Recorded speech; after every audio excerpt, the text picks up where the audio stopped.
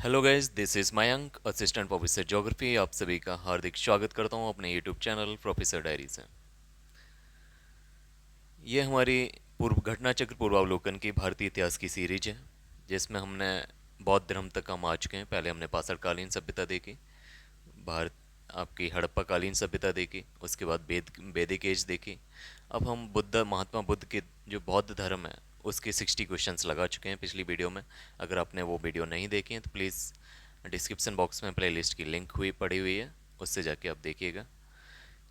इस वीडियो में हम क्वेश्चन नंबर 61 से स्टार्ट करेंगे। अगर आपको वीडियो पसंद आए तो प्लीज़ चैनल को सब्सक्राइब करिए, वीडियो को लाइक करिए और अधिक से अधिक संख्या में वीडियो को सेंड करिएगा, शेयर करिएगा। ठीक है। क्वेश्चन नंबर 61, त्रिपिटक किसकी धार्मिक पुस्तक है? Option A Jain, option B Hindu, option C Parsi, option D बौद्ध धर्म। तो इसका करेक्ट आंसर है आपका ऑप्शन डी, यानी तीन पिटक हैं जिनको, पिटक का मतलब होता है वॉस्किट या टोकरी, और ये तीन टोकरी हैं जिसमें आपका अभिधम पिटक, सूत पिटक तथा विनय पिटक है। ये तीन धार्मिक पुस्तकें हैं बौद्ध धर्म से रिलेटेड। ठीक है। क्वेश्चन नंबर 62 भी वही रिपीटेड क्वेश्चन है कि त्रिपिटक निम्नलिखित में किससे संबंधित है, तो इसका करेक्ट आंसर आपका ऑप्शन बी यानी बौद्धों से। नेक्स्ट क्वेश्चन है आपका कि क्वेश्चन नंबर 63, निम्नलिखित में से किस बौद्ध ग्रंथ में संघ जीवन के नियम प्राप्त होते हैं? यानी संघ जीवन के जो नियम प्राप्त होते हैं, वो इसका करेक्ट आंसर है ऑप्शन बी विनय पिटक। तो विनय पिटक में आपके बौद्ध धर्म से जो आपका उनका संघ होता था, मोनेस्ट्री होती थी, उसमें किस तरीके से उनके जो मुनि वगैरह हैं वो किस तरीके से रहेंगे, ये सारे नियम होते हैं, नियम कायदे हैं आपके विनय पिटक में। सुत पिटक में आपके रिलीजियस फिलॉसफी हैं। ठीक है, यानी धार्मिक, उनके धार्मिक सिद्धांत हैं। जबकि अभिधम अभिधम पिटक में ये फिलोसफिकल टेक्स्ट है जिसमें आपकी दार्शनिक सिद्धांत दे रखे हैं। ठीक है। नेक्स्ट क्वेश्चन, क्वेश्चन नंबर 64, यमक बुद्ध पिटक से संबंधित है। यानी यमक बुद्ध पिटक किससे संबंधित है? ऑप्शन ए सुत पिटक से, ऑप्शन बी विनय पिटक से, ऑप्शन सी अभिधम्म पिटक से, ऑप्शन डी इनमें से कोई नहीं। तो इसका करेक्ट आंसर है अभिधम पिटक। अभिधम पिटक में आपके फिलोसफिकल आइडियाज़ दिए रखे हैं। ठीक है। सुत पिटक में रिलीजियस आइडियाज़ हैं, धार्मिक सिद्धांत हैं। अभिधम पिटक में दार्शनिक सिद्धांत हैं। जबकि विनय पिटक में आपके जो नियम कायदे हैं, जो मोनेस्ट्री से संबंधित, आपके जो संघ से संबंधित नियम कायदे हैं, आचार विचार हैं, वो सब विनय पिटक में है। अभिधम पिटक में दार्शनिक सिद्धांतों का संग्रह मिलता है, यह प्रश्नोत्तर के रूप में है। यानी जो भी चीज़ें हैं कि किस तरीके से क्या लाइफ है, क्या जीवन है, इन सब के जो क्वेश्चन आंसर फॉर्मेट में अभिधम पिटक में जो फिलोसफिकल की बातें हैं वो समझा रखी हैं। अभिधम पिटक के अंतर्गत 7 ग्रंथ निम्नलिखित हैं, जिसमें है धम्मसंगड़ी, विभंग, धातु कथा, युगल पंचती, कथा बथतु, यमक तथा पट्टान। यानी जो ये 7 आपके ग्रंथ हैं, ये अब्दम पिटक यानी फिलोसफिकल जो टेक्स्ट है उसी के अंतर्गत आते हैं। ठीक है, एक बार फिर से नाम सुन लीजिएगा। धम्म संगड़ी, विभंग, धातु कथा, युगल पंचती, कथा बत्थु, यमक तथा पट्टान। ठीक है। नेक्स्ट क्वेश्चन, क्वेश्चन नंबर 65, निम्न में से किस बौद्ध साहित्य में महात्मा बुद्ध के नैतिक एवं सिद्धांत संबंधित प्रवचन संकलित हैं? ठीक है। यानी जो महात्मा बुद्ध के नैतिक एवं सिद्धांत संबंधित जो प्रवचन दे रखे हैं, जो नैतिक मोरल्स, जो मोरल व्यूज दे रखे हैं महात्मा बुद्ध ने, जो मॉरल आइडियाज़ दिए थे लोगों के लिए, तो वो किस जगह पे संकलित किए गए हैं? तो इसका करेक्ट आंसर रहेगा आपका सूत पिटक। ठीक है। यानी जो रिलीजियस और नैतिक आइडियाज़ हैं, मोरल आइडियाज़ हैं, वो सारी इथिकल कॉन्सेप्ट्स हैं, वो सभी सूत पिटक में दे रखे हैं। ठीक है। एक बार फिर से याद कर लीजिएगा, सूत पिटक में आपका रिलीजियस तथा ethical ideas, religious morals ethical ideas दे रखे हैं। अवधम पिटक में आपके फिलोसफिकल आइडियाज़ दे रखे हैं। ठीक है। जातक कथाएं, स्टोरी, जो आपके महात्मा बुद्ध थे उनके जो पूर्व जन्म हो रखे हैं तो उनकी स्टोरी हैं। ठीक है, ये सारी स्टोरीज़ हैं। विनय पिटक आपके जो मोनेस्ट्री के रूल्स हैं कि आप मोनेस्ट्री में किस तरीके से रह सकते हैं, उनके संग में किस तरीके से रह सकते हैं, ये सारी विनय पिटक में दे रखा है। चलते हैं नेक्स्ट क्वेश्चन, क्वेश्चन नंबर 66 की तरफ। बौद्ध धर्म में त्रिरत्न का क्या अभिप्राय है? यानी जो त्रिरत्न होता है, त्रिरत्न का कॉन्सेप्ट है बौद्ध धर्म में, वो क्या मतलब है? ऑप्शन ए त्रिपिटक को त्रिरत्न कहते हैं क्या? ऑप्शन बी बुद्ध धम्म संघ को कहते हैं? ऑप्शन सी सील समाधि तथा संग को त्रिरत्न कहा जाता है। ऑप्शन डी सत्य अहिंसा या करुणा को ऑप्शन त्रिरत्न कहा जाता है। तो इसका जो करेक्ट आंसर है वो है आपका ऑप्शन बी, यानी बुद्ध धम्मा तथा संघ, इन तीन चीज़ों को आपको त्रिरत्ना कहा गया है बौद्ध धर्म में। यानी त्रिरत्ना का अर्थ होता है Buddha, Buddha as a teacher. अगर मैं एक एग्जांपल दूं तो एक क्लास है, क्लास में जो टीचर है वो आपके बुद्ध हैं, महात्मा बुद्ध हैं। जो धम्मा जो वो पढ़ा रहा है, जो सिलेबस एक टीचर पढ़ा रहा है, वो उनका धम्मा है, उनके आइडियाज़ हैं। वो चाहे रिलीजियस आइडिया हों, एथिकल आइडियाज़ हों, या चाहे आपके फिलोसफिकल आइडियाज़ हों, जो आइडियाज़ दिए गए हैं वो आपकी धम्मा हो गया, उनका धर्म हो गया। और संघ यानी पूरी क्लास और खुद टीचर, ये सभी लोग मिलके क्या बनाते हैं, एक संघ बनाते हैं, ठीक है, यूनियन बनाते हैं। तो ये है त्रिरत्ना का कॉन्सेप्ट, बुद्ध धम्म संघ का। बुद्ध धम्म एवं संघ बौद्ध धर्म के त्रिरत्न हैं। बुद्ध की मृत्यु के बाद उनकी शिक्षाओं को संकलित कर तीन भागों में बांटा गया, जिन्हें त्रिपिटक कहा गया। ये हैं विनय पिटक, सुत्त पिटक तथा अभिधम्म पिटक, ठीक है। Next question, question number 67।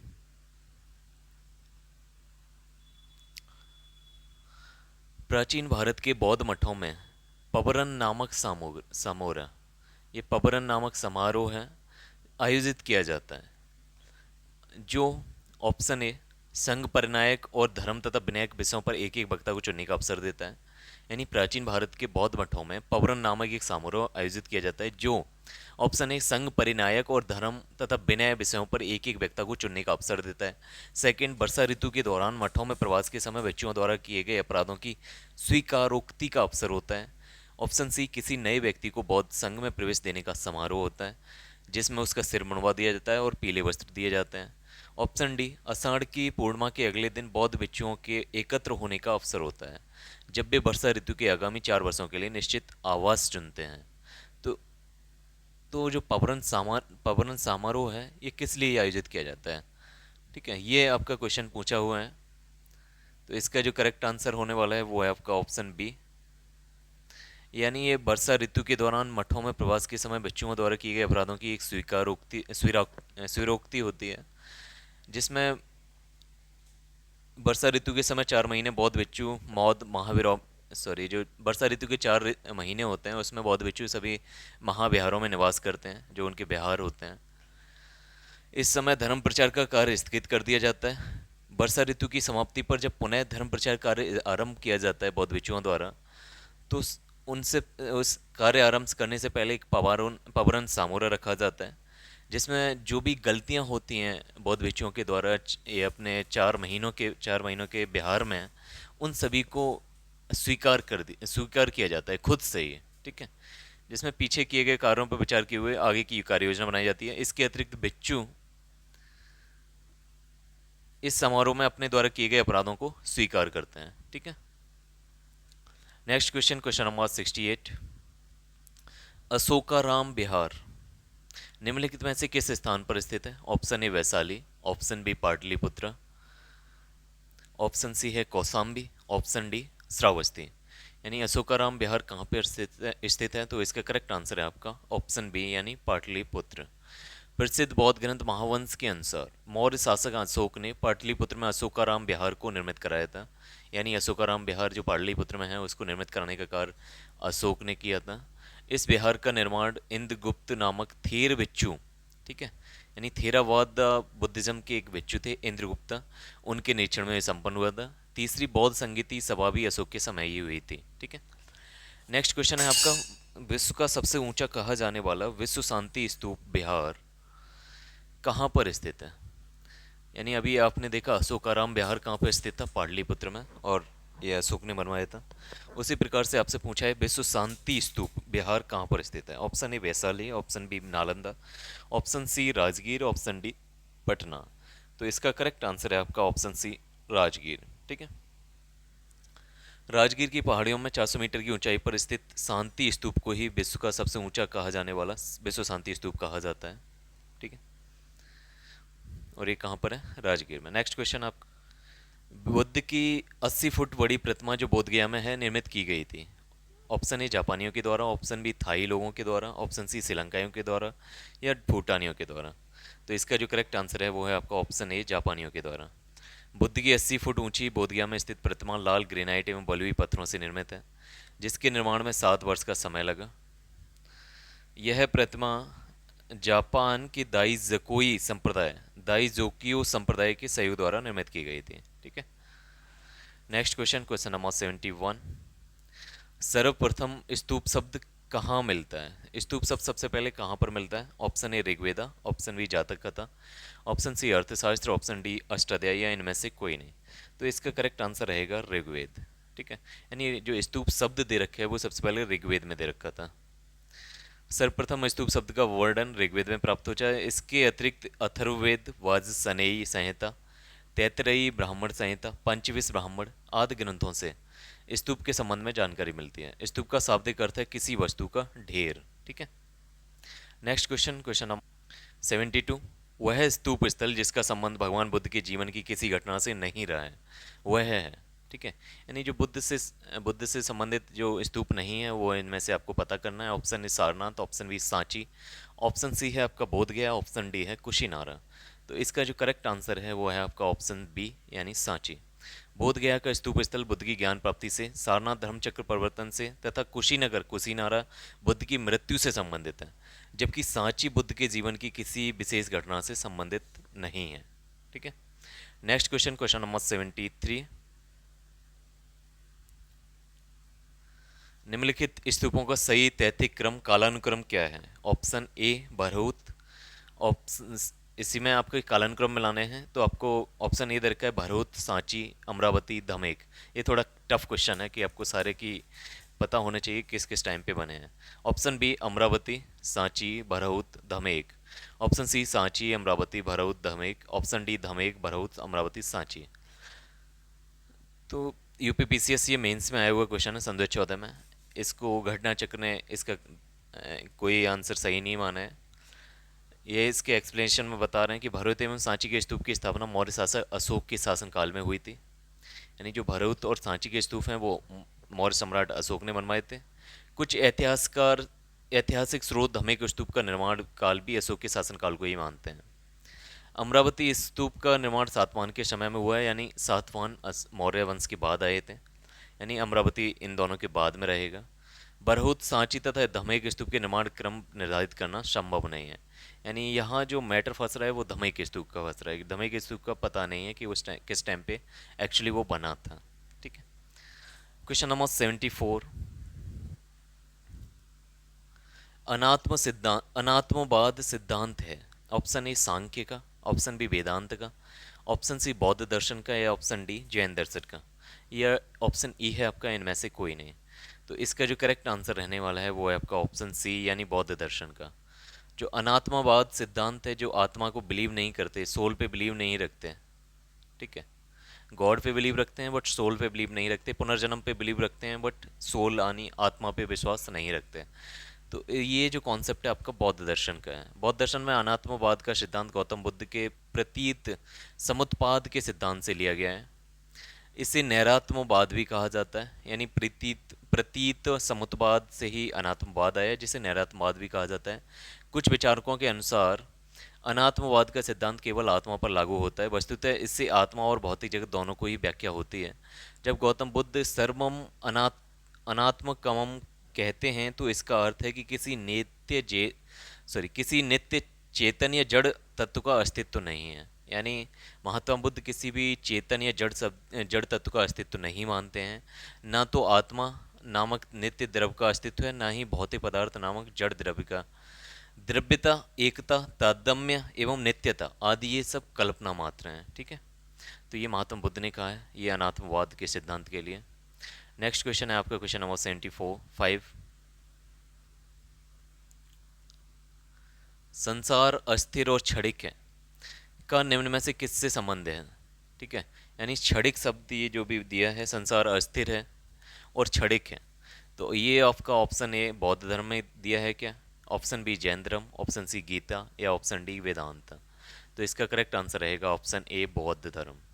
बौद्ध दर्शन में क्षणिकवाद को स्वीकार किया गया है। बुद्ध ने स्वयं अनित्यवाद के सिद्धांत का प्रतिपादन दिया। क्षणिकवाद अनित्यतावाद का तार्किक विकास है जो बौद्धोत्तर दर्शन में अस्तित्व में आया।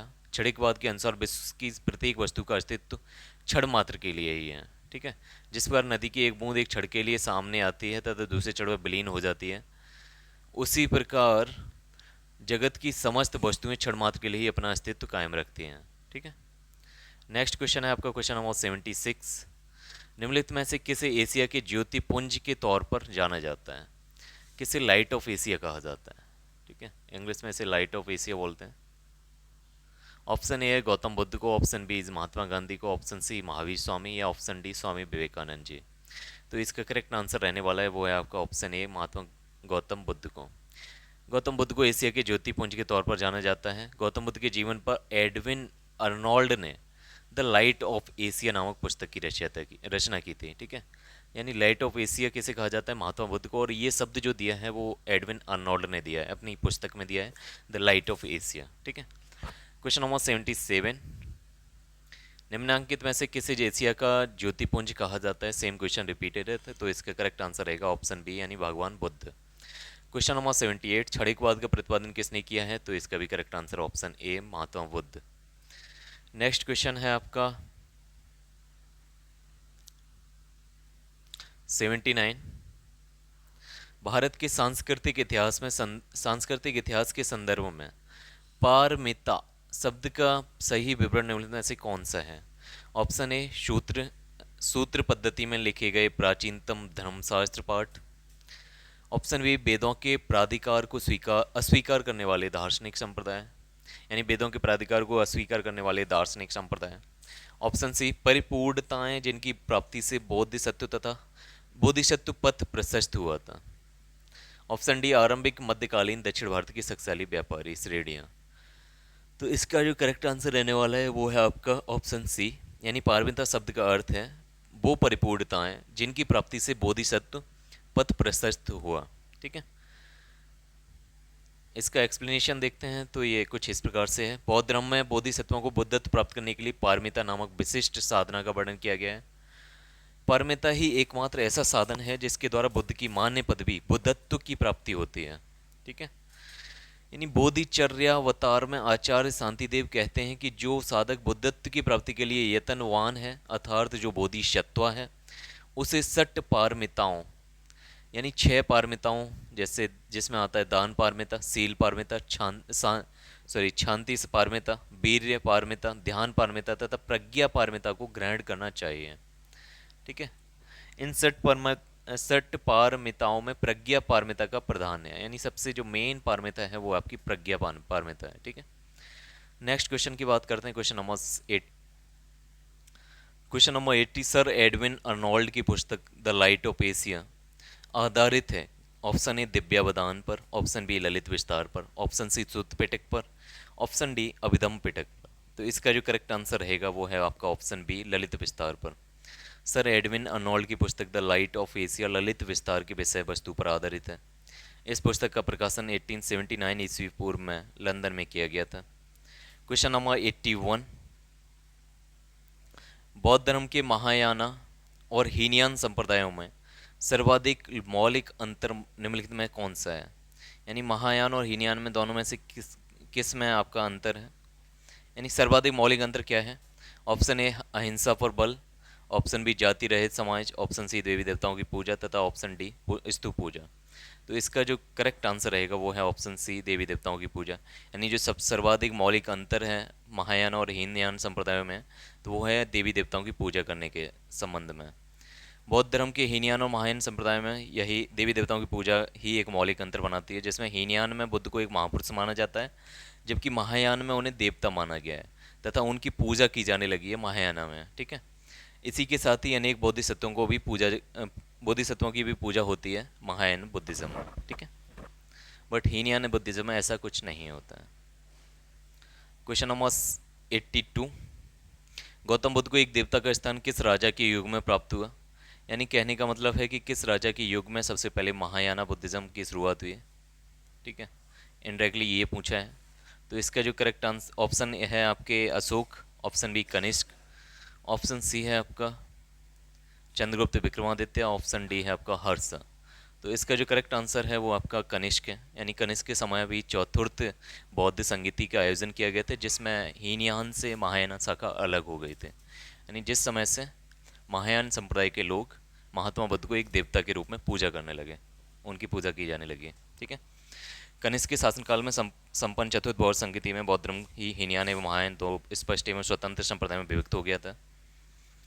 महायान शाखा में बुद्ध को देवता माना गया और उनकी पूजा की जाने लगी। इस प्रकार कनिष्क के काल में बौद्ध धर्म की महायान शाखा के तहत गौतम बुद्ध को एक देवता का स्थान दिया गया और इसी के बाद से ही गौतम बुद्ध की मूर्ति बनना स्टार्ट हो गई थी। ठीक है।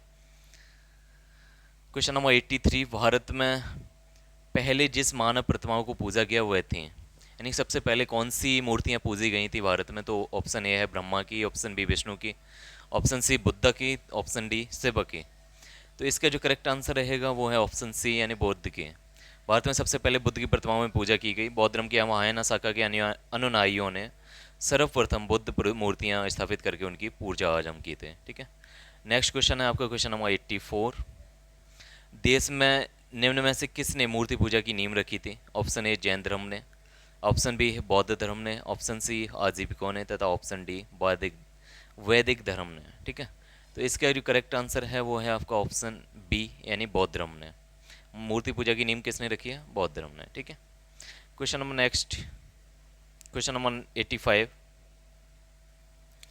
गांधार शैली की मूर्ति कला में बुद्ध के सारनाथ में हुए प्रथम धर्मोपदेश से संबंध प्रवचन मुद्रा का नाम है। ऑप्शन ए अभय मुद्रा, ऑप्शन बी ध्यान मुद्रा, ऑप्शन सी धर्मचक्र मुद्रा, ऑप्शन डी भूमि स्पर्श मुद्रा। तो इसका जो करेक्ट आंसर है वो है आपका ऑप्शन सी धर्मचक्र मुद्रा। गांधार कला की उत्पत्ति का स्रोत एशिया माइनर तथा हेलेनिस्टिक कला थी। इस शैली की कला का प्रमुख विषय महात्मा बुद्ध का जीवन चरित्र है। इसके अंतर्गत बुद्ध की धर्मचक्र मुद्रा, ध्यान मुद्रा, अभय मुद्रा और बरद मुद्रा आदि मूर्तियों का निर्माण किया गया है। ठीक है। क्वेश्चन नंबर 86, सॉरी, बुद्ध की खड़ी प्रतिमा निम्न में से किस काल में बनाई गई? यानी जो बुद्ध की खड़ी प्रतिमा है वो किस समय पे बनाई गई? ऑप्शन ए गुप्त काल में, ऑप्शन बी कुषाण काल में, ऑप्शन सी मौर्य काल में या ऑप्शन डी गुप्तोत्तर काल में। तो इसका जो करेक्ट आंसर है वो आपका ऑप्शन बी यानी कुषाण काल में। कुषाण काल में ही गांधार एवं मथुरा कला शैली के तहत बुद्ध एवं बोधिसत्वों की बहुसंख्यक मूर्तियों का, जिसमें वो कुछ मूर्तियां बैठी हुई हैं, कुछ मूर्तियां खड़ी स्थिति में हैं, निर्माण हुआ था। बी.एस. अग्रवाल के मतानुसार सर्वप्रथम मथुरा में ही बुद्ध मूर्तियों का निर्माण किया गया, जहां इनके लिए पर्याप्त आधार था। हुएनसांग के विवरण के अनुसार बुद्ध की प्रथम प्रतिमा कौसाम्बी में बनी थी, परंतु अनेक विद्वान महात्मा बुद्ध की प्रथम प्रतिमा के निर्माण का श्रेय गांधार कला को देते हैं। ठीक है। अतः निश्चित तौर पर यह नहीं कहा जा सकता है कि बुद्ध की प्रथम प्रतिमा कहाँ पर बनी और किसने बनाई। क्वेश्चन नंबर 86 का आपका एक्सप्लेनेशन पढ़ते हैं। कुषाण काल में ही गांधार एवं मथुरा कला शैली के तहत बुद्ध एवं बोधिसत्वों की बहुसंख्यक मूर्तियों का, जो बैठी एवं खड़ी स्थिति में थी, निर्माण हुआ। बी.एस. अग्रवाल के मतानुसार सर्वप्रथम मथुरा में ही बुद्ध मूर्तियों का निर्माण किया गया, जहां इनके लिए पर्याप्त आधार था। हुएनसांग के विवरण के अनुसार बुद्ध की प्रथम प्रतिमा जो थी वो कौसाम्बी में बनी थी, परंतु अनेक विद्वान महात्मा बुद्ध की प्रथम प्रतिमा के निर्माण का श्रेय गांधार कला को देते हैं। अतः निश्चित तौर पर यह नहीं कहा जा सकता कि बुद्ध की प्रथम प्रतिमा कहाँ पे बनी थी, मथुरा शैली में या गांधार शैली में। ठीक है। क्वेश्चन नंबर 87, वही क्वेश्चन इसमें भी रिपीट किया है कि बुद्ध की प्राचीनतम प्रतिमा किस शैली में प्राप्त होती है? ऑप्शन ए गांधार शैली, मथुरा शैली, मौर्य शैली या गुप्त शैली, या इनमें से कोई नहीं। तो इसका करेक्ट आंसर है ऑप्शन ई यानी इनमें से कोई नहीं। ठीक है। क्वेश्चन नंबर 88, भगवान बुद्ध की प्रतिमा कभी कभी एक हस्त मुद्रा युक्त दिखाई गई है, जिसे भूमि स्पर्श मुद्रा कहा जाता है। यह किसका प्रतीक है?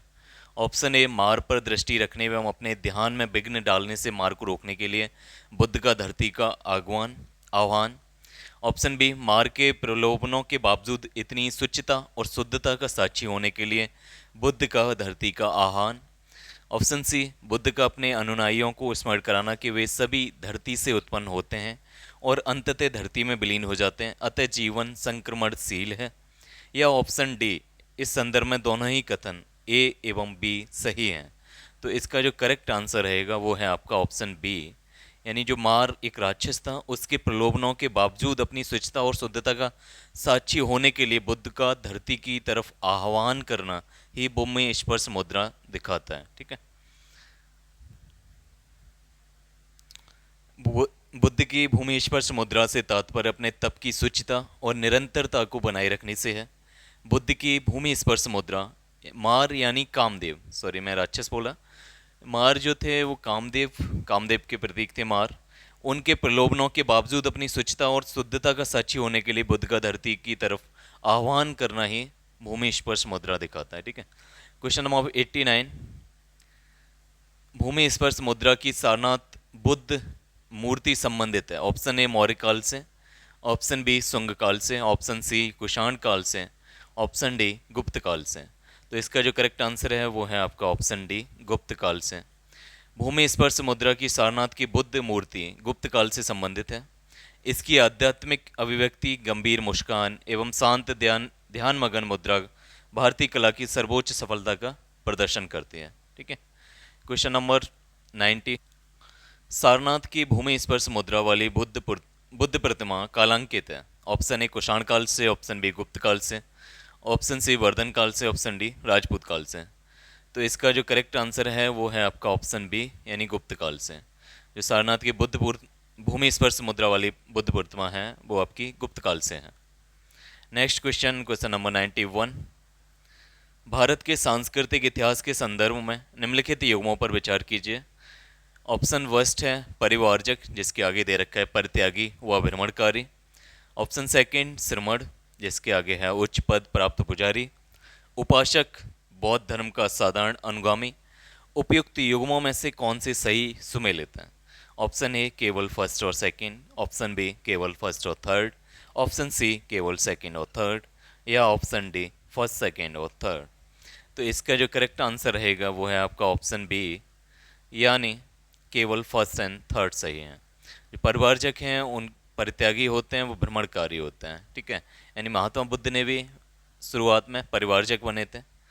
श्रमण लोग उच्च पद प्राप्त पुजारी होते हैं, सॉरी ये उच्च पद प्राप्त पुजारी ना होके ये एक भिक्षु होते हैं।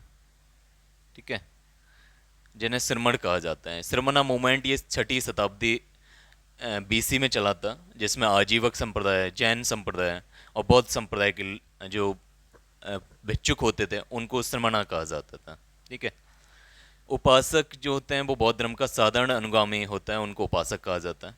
ठीक है, यानी फर्स्ट एंड थर्ड करेक्ट है, बट श्रमण उच्च पद प्राप्त पुजारी ना होके ये भिक्षु होते हैं। ठीक है, नेक्स्ट क्वेश्चन, क्वेश्चन नंबर 92, निम्नलिखित में कौन से शासक ने बौद्ध मत के विस्तार में योगदान नहीं दिया है? Option A Harshavardhana, option B Kanishka, option C Ashoka, option D Pushyamitra Shunga. तो इसका करेक्ट आंसर रहेगा वो है आपका ऑप्शन डी पुष्यमित्र शुंग। ठीक है, अशोक, कनिष्क और हर्षवर्धन ने बौद्ध धर्म के विकास में योगदान दिया, जबकि शुंग वंश के संस्थापक पुष्यमित्र शुंग ने मगध साम्राज्य पर अधिकार जमाकर जहां एक ओर यवनों के आक्रमण से देश की रक्षा की, वहीं दूसरी ओर देश में शांति और व्यवस्था की स्थापना पर वैदिक धर्म एवं आदर्शों की जो अशोक के शासनकाल में उपेक्षित हो गए थे उन्हें पुनः प्रतिष्ठा की। ठीक है, यानी जो वैदिक धर्म एवं आदर्श थे वैदिक धर्म के, वो उन सब चीज़ों को वापस लेके आए हैं। इसी कारण इसका उसका काल वैदिक प्रतिक्रिया अथवा वैदिक पुनर्जागरण का काल भी कहा जाता है। और ये भी कहा जाता है कि इन्होंने लगभग 88,000 बौद्ध स्तूपों को तोड़ा था। नेक्स्ट क्वेश्चन, क्वेश्चन नंबर 93, निम्नलिखित वक्तव्यों पर विचार करें और नीचे दी गई कूट से सही उत्तर चुनें। कथन फर्स्ट है आपका, कुशीनगर मल्ल गणराज्य की राजधानी थी। कारण है इसका महात्मा बुद्ध का महापरिनिर्वाण कुशीनगर में हुआ था। तो आपको दोनों ही बताने हैं कि कौन सा कारण सही है, कथन मतलब क्या कारण कथन की सही व्याख्या करता है या नहीं करता है। यदि हम कथन एक की बात करें तो कुशीनगर मल्ल गणराज्य की ही राजधानी थी। ठीक है, कुशीनगर वही शहर है या उस कुशीनगर पर ही महात्मा बुद्ध का महापरिनिर्वाण प्राप्त हुआ है। महात्मा बुद्ध का महापरिनिर्वाण कुशीनगर में ही हुआ था, जबकि उनका जन्म लुम्बिनी में हुआ था। ठीक है, और ये जो मल्ल गणराज्य है आपके जो 16 महाजनपदा थे उनमें से एक था जिसकी राजधानी कुशीनगर थी। ठीक है, नेक्स्ट क्वेश्चन, यानी कथन फैला और आर दोनों ही सही हैं, लेकिन कुशीनगर मल्ल गणराज्य की राजधानी थी, इसका कारण महात्मा बुद्ध का महापरिनिर्वाण कुशीनगर में हुआ था, यह एक सही नहीं है। तो इसीलिए कथन और कारण दोनों सत्य हैं, बट कारण कथन की सही व्याख्या नहीं कर रहा है। ठीक है। नेक्स्ट क्वेश्चन आपका क्वेश्चन नंबर 94। निम्नलिखित युग्मों में से कौन से सही सुमेलित है? पहला है लोथल, जिसका सामने लिखा है युग्मों में प्राचीन गोदी क्षेत्र, सारनाथ बुद्ध का प्रथम धर्मोपदेश, राजगीर अशोक का सिंह स्तंभ शीर्ष, नालंदा बौद्ध अधिगम का महान पीठ। तो आपको नीचे दिए गए कोड का प्रयोग कर सही उत्तर चुनना है। ऑप्शन ए दे रखा है 1 2 3 4 चारों, ऑप्शन बी दे रखा है 3 एंड 4, ऑप्शन सी दे रखा है 1 2 एंड 4, ऑप्शन डी दे रखा है 1 एंड 2। तो इनमें से आपको सही उत्तर चूज करना है। ऑप्शन सी इसका करेक्ट आंसर रहेगा, यानी 1 2 एंड 4। ऑप्शन 3 जो राजगीर है ये इसका सही आंसर नहीं है,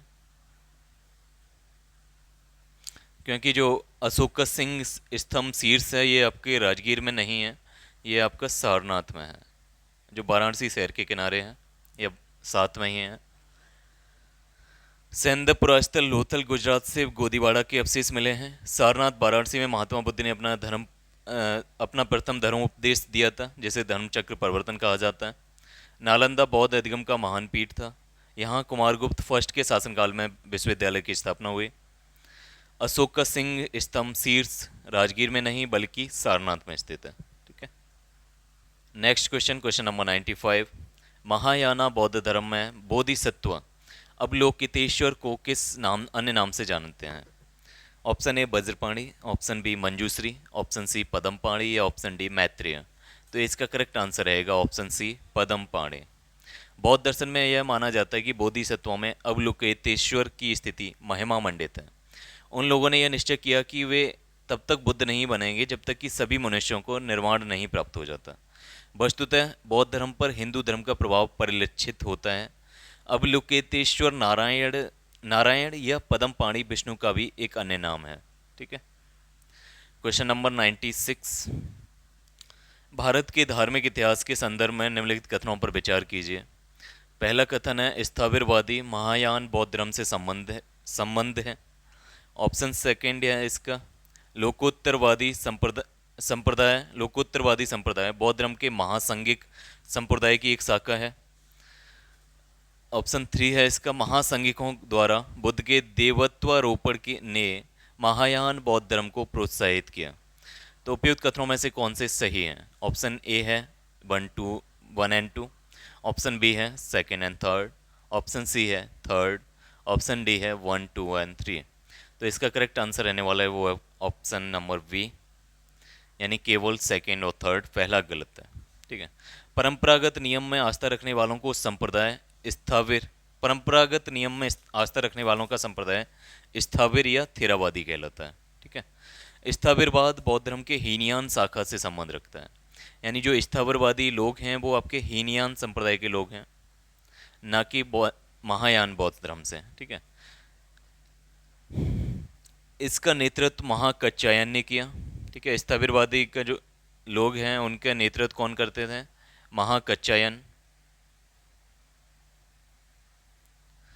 परिवर्तन के साथ नियम को स्वीकार करने वालों का संप्रदाय महासंघिक कहलाया, यानी जिन्होंने खुद में परिवर्तन नहीं किया, जो परंपरागत नियम के अनुसार चलते रहे, उनको स्थाविरवाद कहा जाता है, स्थाविरवादी कहा जाता है या थेरावादी कहा जाता है, और वह हीनयान की एक शाखा है और जिनका नेतृत्व महाकच्चायन ने किया। जबकि जिन लोगों ने समय के साथ परिवर्तन कर लिया, अपने आप में दूसरे और धर्मों के कुछ चीज़ें एलिमेंट्स को आपस में सम्मिलित कर लिया, उन लोगों को महायाना बुद्धिज़्म में महासंघिक कहलाए, यानी उनका जो संप्रदाय बना वो महासंघिक बनाया और इनका नेतृत्व महाकश्यप ने किया। जबकि लोकोत्तरवादी संप्रदाय बौद्ध धर्म के महासंघिक संप्रदाय की ही एक शाखा है। ठीक है। बौद्ध धर्म में लोकोत्तरवाद निकाय 18 निकायों में से एक है। चलिए नेक्स्ट क्वेश्चन, क्वेश्चन नंबर 97। भारतीय इतिहास के संदर्भ में निम्नलिखित में से कौन भावी बुद्ध हैं जो संसार की रक्षा हेतु अवतरित होंगे? Option A Avalokiteshvara, option B Lokeshvara, option C Maitreya या ऑप्शन डी पदमपाणी। इसका करेक्ट आंसर रहेगा आपका ऑप्शन सी, यानी मैत्रेय बुद्ध। बौद्ध मान्यताओं के अनुसार मैत्रेय एक शब्द है, वो संस्कृत का है।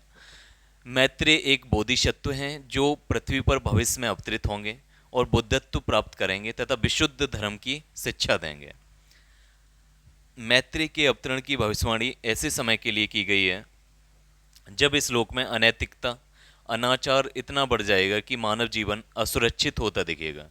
सुरक्षा के लिए लोग इधर उधर भटकेंगे, सर्वत्र त्राही त्राही मच जाएगी और मानव जीवन संघर्षमय बनता दिखेगा। ऐसे आपातकाल में बोधिसत्व मैत्रेय इस भूतल पर भविष्य के बुद्ध के रूप में अवतार लेंगे। वह पुनः बौद्ध धर्म की स्थापना करेंगे और सभी मानवों की सुख शांति एवं समृद्धि प्रदान करेंगे।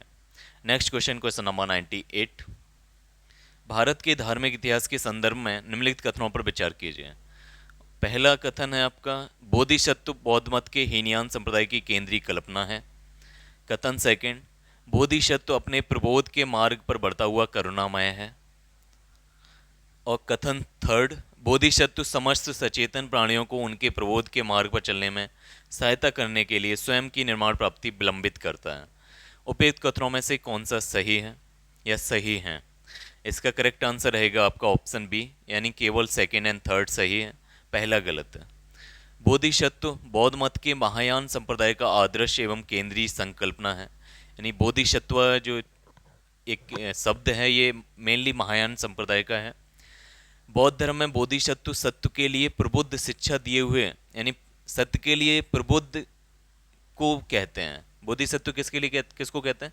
जो सत्य के लिए प्रबुद्ध हों। ठीक है। पारंपरिक रूप से महान दया से प्रेरित, बोधिचित्त जनित, सभी संवेदनशील प्राणियों के लाभ के लिए सहज इच्छा से बुद्धत्व प्राप्त करने को बोधिसत्व कहा जाता है। 10 पारमिताओं का पूर्ण पालन करने वाला बोधिसत्व कहलाता है। बुद्ध बनना ही बोधिसत्व के जीवन की पराकाष्ठा है। बौद्ध धर्म का अंतिम लक्ष्य संपूर्ण मानव समाज से दुख का अंत है। बौद्ध धर्म के अनुसार 4 आर्य सत्य हैं। पहला है दुख, सेकंड है दुख समुदय, तीसरा है दुख निरोधा, तथा इसका चौथा है आपका चौथा आर्य सत्य दुख निरोध का मार्ग। बौद्ध धर्म के अनुयायी अष्टांगिक मार्ग के अनुसार जीवन जीकर अज्ञानता और दुख से मुक्ति और निर्वाण प्राप्त करने की कोशिश करते हैं। नेक्स्ट क्वेश्चन है आपका क्वेश्चन नंबर 99। बोधिसत्व पद्मपाणि का चित्र सर्वाधिक प्रसिद्ध और प्राय चित्रित चित्रकारी है, जो है कहाँ पर है? ऑप्शन ए अजंता में, ऑप्शन बी बादामी में, ऑप्शन सी बाग में, या ऑप्शन डी एलोरा में। तो इसका जो करेक्ट आंसर है वो है आपका ऑप्शन ए अजंता में। गुफा संख्या 1 की, यानी पहली जो केव नंबर है कि बोधिसत्व पद्मपाणि का चित्र अजंता चित्रकला की श्रेष्ठ कलाकृतियों में से एक है। इसे 6ठी शताब्दी ईस्वी के अंत में निष्पादित किया गया था। चित्र में बोधिसत्व पद्मपाणि राजसी शैली में एक नीलम जड़ित मुकुट पहना हुआ है, जिस उसके लंबे काले बाल मनोहारी रूप से झुक रहे हैं। रमणीय रीत से अलंकृत यह आकृति आदमकद से भी बड़ी है और इसमें उसके दाहिने हाथ कुछ रुके हुए तथा कमल के पुष्प को पकड़े हुए दर्शाया गया है। ठीक है। नेक्स्ट क्वेश्चन है आपका क्वेश्चन नंबर 100। हीनयान अवस्था का विशालतम एवं सर्वाधिक विकसित शैलकृत चैत्य गृह स्थित है। ऑप्शन ए पीतलखोरा में, ऑप्शन बी जुन्नार में, ऑप्शन सी कारले में, ऑप्शन डी बेरसा में। तो ये हीनयान का पूछा है और सबसे बड़ा चैत्य गृह जहाँ पर पूजा की जाती है। तो इसका जो करेक्ट आंसर है वो है आपका ऑप्शन सी कारले में।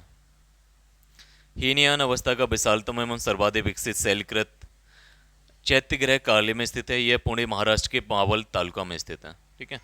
Next question, question number 101।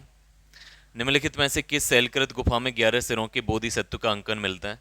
Option पहला है अजंता, ऑप्शन बी है Ellora, option C Kanheri, option D कारले।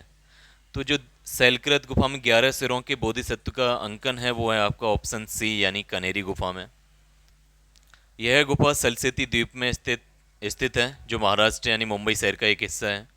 ये गुफाएं संजय गांधी राष्ट्रीय उद्यान परिसर में स्थित हैं। प्राचीन अभिलेखों में कान्हा शैल, कृष्णगिरी, कान्हागिरी के नाम से ये प्रचलित है। कनेरी में एक ही पहाड़ी में सर्वाधिक संख्या में गुफाओं का निर्माण हुआ है। कनेरी की गुफाओं का निर्माण 1ली शताब्दी ईसा पूर्व किया गया था और ये 11वीं शताब्दी ईसा पूर्व तक इस्तेमाल में रही। गुफा संख्या 41 में अवलोकितेश्वर की एक रोचक मूर्ति स्थित है, जिसकी 4 भुजाएं हैं और 11 मुख हैं। यह अपनी किस्म की भारत में स्थित एकमात्र मूर्ति है। उस रूप की उपासना चीन, चीनी, तुर्किस्तान, कंबोडिया तथा जापान में 7वीं 8वीं सदी में लोकप्रिय थी। ठीक है। Next question, question number 102। प्रथम शताब्दी ईस्वी में किस भारतीय बौद्ध भिक्षुक को चीन भेजा गया था? ऑप्शन ए है असंगा, ऑप्शन बी अश्वघोषा, option C Vasumitra, option D Nagarjuna. तो इसका करेक्ट आंसर रहेगा ऑप्शन डी नागार्जुन। नागार्जुन कनिष्क के दरबार की एक महान विभूति था।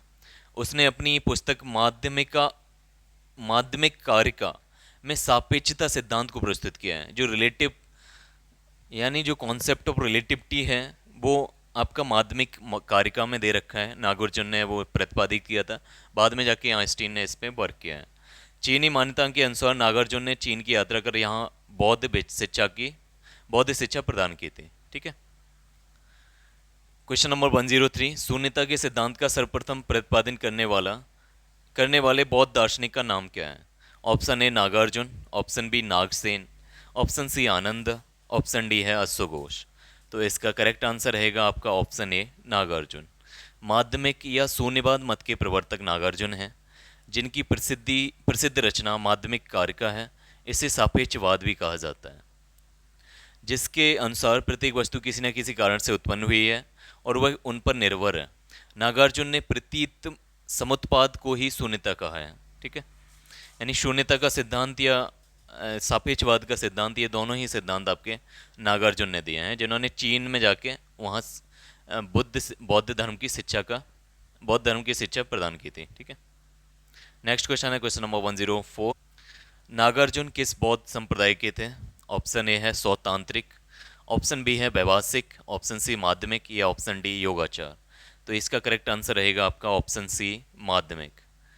ठीक है। यानी नागार्जुन माध्यमिक शिक्षा के आचार्य रहे हैं। इन्होंने शून्यता के सिद्धांत तथा सापेक्षता के सिद्धांत प्रतिपादित किए हैं। ठीक है। Next question question number 105।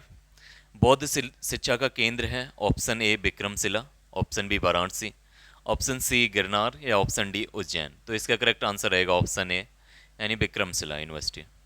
प्राचीन काल में बौद्ध शिक्षा के 3 प्रमुख केंद्र थे। पहला था आपका नालंदा, सेकंड वल्लभी, तीसरा विक्रमशिला।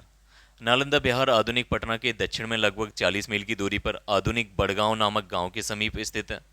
यह महायान बौद्ध धर्म की शिक्षा का प्रमुख केंद्र रहा है। ठीक है।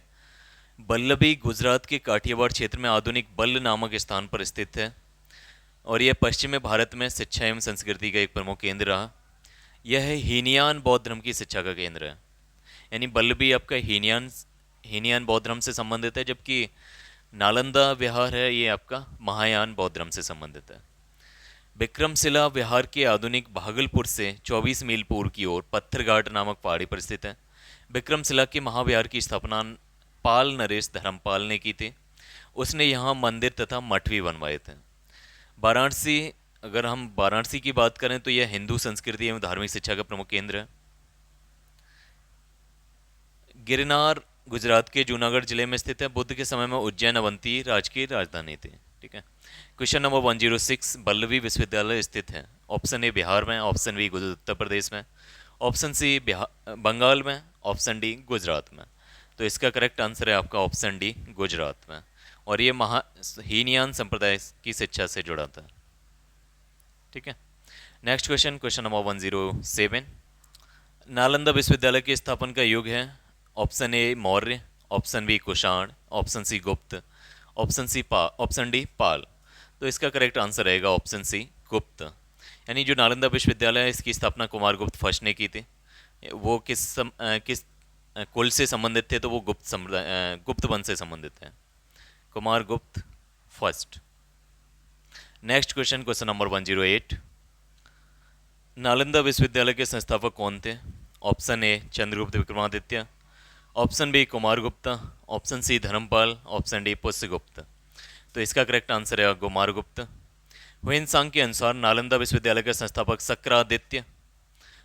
सक्रादित्य था, जिसने बौद्ध धर्म के त्रिरत्नों के प्रति महती श्रद्धा के कारण उसकी स्थापना करवाई थी। सक्रादित्य की पहचान कुमार गुप्त फर्स्ट के साथ होती है, जिसकी प्रसिद्ध उपाधि महेंद्रादित्य थी। यानी सक्रादित्य और महेंद्रादित्य ये दोनों ही कुमार गुप्त फर्स्ट की उपाधि थे, जिन्होंने नालंदा विश्वविद्यालय की स्थापना की थी। Next question 109। नालंदा विश्वविद्यालय किस लिए प्रसिद्ध था?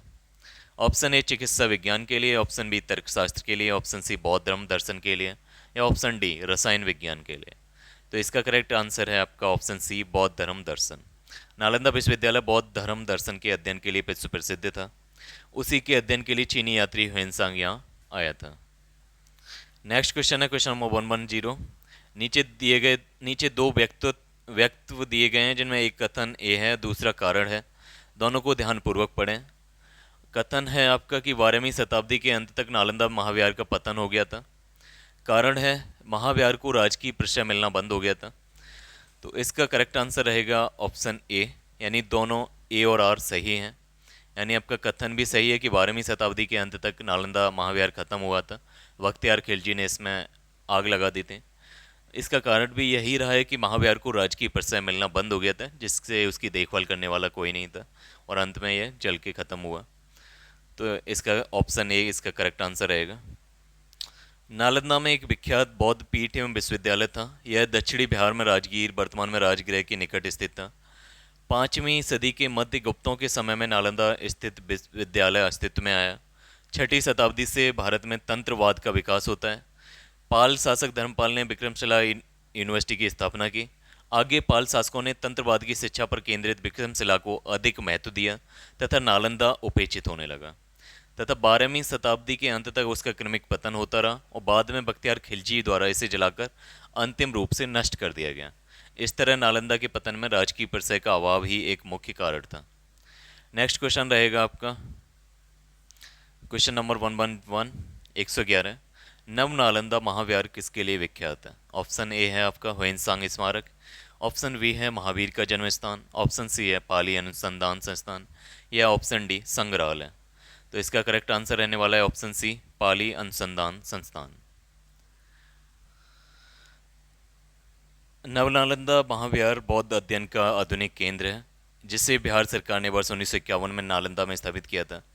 इस केंद्र में बौद्ध एवं पाली अनुसंधान संस्थान है। यहाँ बड़ी संख्या में श्रीलंका, जापान, कोरिया, तिब्बत, भूटान आदि देशों से पाली एवं बौद्ध अध्ययन पर अनुसंधान हेतु विद्यार्थी आते हैं। Next question number 112।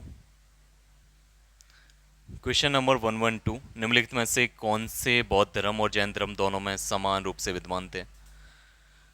पहला है तप और भोग की यत का परिहार। ऑप्शन सेकंड है वेद प्रमाण के प्रति अनास्था। ऑप्शन तीसरा है कर्मकांड की फलवत्ता का निषेध। ऑप्शन चौथा है प्राणियों की हिंसा का निषेध या अहिंसा। नीचे दिए गए कोड का प्रयोग करते हुए सही उत्तर का चयन कीजिए। पहला ऑप्शन 1 2 3 4 सारे ही सही हैं। दूसरा 2 3 4, सी 1 3 4, डी 1 एंड 2।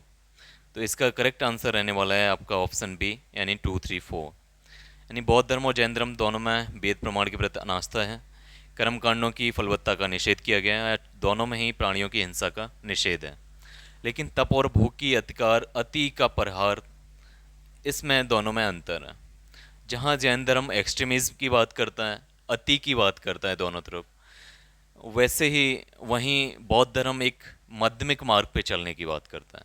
तो इसमें आपका डिफरेंस है और तीनों आपके करेक्ट हैं। तप और भूख की अति का परिहार एवं मध्यम मार्ग का अनुसरण केवल बौद्ध धर्म में किया गया है, जैन धर्म में नहीं। जबकि वेदों की प्रमाणिकता के प्रति अनास्था, कर्मकांडों की फलवत्ता का निषेध एवं प्राणियों की हिंसा का निषेध दोनों धर्म में किया गया है। नेक्स्ट क्वेश्चन, प्राचीन भारतीय इतिहास के संदर्भ में निम्नलिखित में कौन से बौद्ध धर्म और जैन धर्म दोनों में समान रूप से विद्यमान थे? पहला तप और भूख की अति का परिहार, वेद प्रमाण के प्रति अनास्था, कर्मकांडों की फलवत्ता का निषेध। सेम क्वेश्चन रिपीटेड हुआ है 2 बार।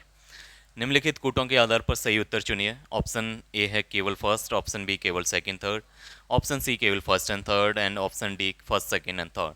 तो इसका करेक्ट आंसर होने वाला है आपका ऑप्शन बी केवल सेकंड एंड थर्ड, पहला गलत है। तप और भूख की अति का परिहार केवल बौद्ध धर्म में है, ना कि जैन धर्म में। नेक्स्ट क्वेश्चन, निम्नलिखित में से कौन सी बात बौद्ध धर्म और जैन धर्म में समान नहीं है? पहला अहिंसा, वेदों के प्रति अवदानशीलता, सी आत्मदमन, डी रीति रिवाजों की स्वीकृति। तो इसका सी जो है आत्मदमन, ये आपकी बौद्ध धर्म तथा जैन धर्म में समान नहीं है। नेक्स्ट क्वेश्चन नंबर 115, भगवान बुद्ध ने निम्नलिखित 4 आर्य सत्यों का प्रतिपादन किया। नीचे दिए गए कूट का सही प्रयोग कर उन्हें सही क्रम में रखिए। पहला दुख है, दूसरा दुख का निरोध है, तीसरा दुख निरोध का मार्ग है, चौथा दुख का कारण है। तो इसका करेक्ट आंसर रहेगा आपका ऑप्शन ए, यानी ए डी बी सी। सबसे पहले दुख है, फिर उस दुख का कारण भी है, दुख का कारण आपकी इच्छाएं हैं, फिर बी आपका दुख का निरोध है, यानी जब दुख का कारण हो सकता है तो उसका इलाज भी है, निरोध भी है, सॉल्यूशन भी है उसके। देन आपका ऑप्शन सी दुख निरोध का मार्ग है। अब दुख निरोध का एक मार्ग है जिसको अष्टांगिक मार्ग कहा जाता है। अगर आप अष्टांगिक मार्ग पे चलेंगे तो आप दुख से दूर रहेंगे। ये है बुद्ध, महात्मा बुद्ध की philosophy. Next question, question number 116।